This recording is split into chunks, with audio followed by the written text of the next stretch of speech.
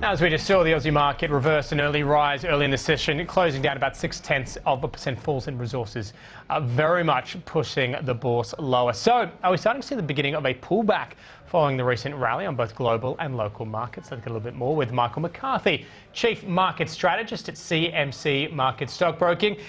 Is this beginning of the pullback? We've seen a couple of sessions in the past. In recent times, we've had 1.5%, 2%, 2.5% fall, but it's quickly been bought on any of those falls. What are we seeing at the moment, do you think? James, those of us who work in the business like to pretend that we have the market on a string. We know exactly what's going to happen the next day. But of course we don't. What we do know, though, is that the market behaviour has changed. We had that very strong run from November 16 all the way into February, where the market essentially took 2 steps forward and half a step back each time. Since the beginning of February, since about the middle of February, we've seen a change in behaviour. The market ranges are widening, volatility is increasing, and the market has broken that uptrend and is trading sideways. Now, these harbingers, this increase in volatility, the increasing daily ranges, they're normally the sign of a trend change. And by that I mean a medium-term trend, something that lasts for weeks or months. And so all of the signs are telling us, at least on a technical basis, that the market is due for a pullback. Why? What's changed? Nothing has changed. We've removed the risk premium associated with a lot of the international risks that we'd built into the market over the last few years. That's a reasonable thing to do. We've priced that in. We've priced in the earnings season we've just seen. It's not so much what has changed, it's just that there's nothing to sustain the momentum. And when markets lose momentum, investors get nervous. That usually leads to selling. That's how we get corrections. I was very interested in some of your comments you made earlier today. The role that the central banks, global central banks, not just the Fed, ECB, Bank of Japan, to a lesser extent even our own central bank in regards to our market, the role they played in helping to inflate global equities over the past 18 months, even longer actually, but the role that you think they might play in actually taking some of that heat out? Well, they must. At some stage, those funds have to be withdrawn. The Fed itself, the US Fed, has $3 trillion additional US dollars in the market. When we add together all of the stimulatory programs that have been put together around the globe, we get a number like 5.8 trillion US dollars. Now, that's an extraordinary sum of money to be pumping around the system, to be slopping around the system. And while it has certainly served a very useful purpose, at some stage those funds have to come out of the market. Now, central bankers are amongst the best and brightest in the world. These people understand what they're doing. That doesn't mean that they can't slip up. And so there are risks that when that withdrawal program starts, we might see some big hits to asset classes. It's most likely those central banks will manage the process well, but the markets won't always see that coming. And of course, markets price the future. That's where the risk is. What about nearer term and closer to home, China? Today there seem to be some concerns, if you like, over the recent economic data we got out of that, in particular industrial production and retail sales over the weekend. And we even had Goldman Sachs downgrading the local resource sector on the back of cost issues, but also the outlook for China. Well, I thought that was a surprising move, to see downgrades based on these numbers, because we know that they've come from February, where the Lunar New Year fell. Yeah. Now, the data for adjustment in China is really only 5 years old when it comes to seasonal adjustments. So whether or not that data has been correctly seasonally adjusted is a very open question.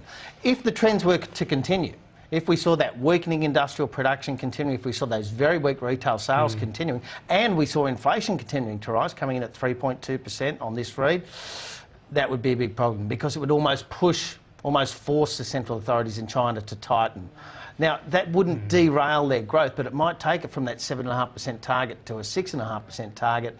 And in an economy that's currently around $5 trillion, that would be a significant hit on global growth. And what does it leave the outlook? I mean, putting it in conjunction, if you like, with some of those concerns about taking out the liquidity. But I mean, if we see, as has been the case, or at least as Goldman seems to think, a hit, if you like, to our resource companies, a lot of talk about commodity prices as well, longer term being off where they are at the moment, particularly in terms of that iron ore spot price. Where does that leave our market that seems almost reliant on the next phase of going up, being those resources participating, because they haven't up until now, really?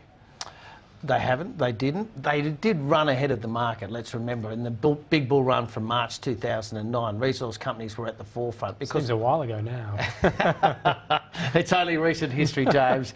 But yes, it does. And it has been a while since they performed well. And that's because the market's priced the future. We're looking towards the end of those... Well, we've already seen the peak in commodity prices. We're already looking through the peak in investment. And for most people, they're already looking through the peak in production. Now, for me, that's a mistake because there's already really strong cash flows, particularly in these global miners. That lift in production is going to more than offset the falling commodity prices for at least 2 years, in my view, and probably more like 3 or 4. That means 3 or 4 years of lower investment, high cash earnings. Well, that would normally be a predictor of a rising share price, not a falling share price. So you would be a little bit more bullish than on some of the big mining houses than we are hearing sections of the market? I have no doubt that companies like BHP and Rio will outperform the broad market. The question, of course, is does the broad market rise or fall? If the broad market rises, though, the performance of resources will be one of the standouts of this year. It seems that Goldman's almost jumping on the bandwagon. I mean, now saying that they're big believers in the banks. I mean, that's sort of been the story for quite some time. They're a little bit late on that one, aren't they? Yeah, I don't know that looking in the rearview mirror is much help to any of us as investors. And I'd also note, and I don't want to single out Goldman's, but I'd also note that there are a lot of naysayers to the China story in the US. Yeah, very much so. And I think... But is there more than just economic interests there as well? I mean, you go up to Capitol Hill, and a lot of the rhetoric about China is not the most glowing that you'd hear. There are huge political interests in this. I think there's also an emotional component to it. Americans generally are very proud of their economic achievements, and any threat to their preeminence as the world's largest economy, I think, brings out the patriot in a lot of Americans, and I think it flavours some of the things they write about China. Indeed. Look, on that note, got to leave it there, Mike. As always, great to talk. Thanks a lot. Thank you.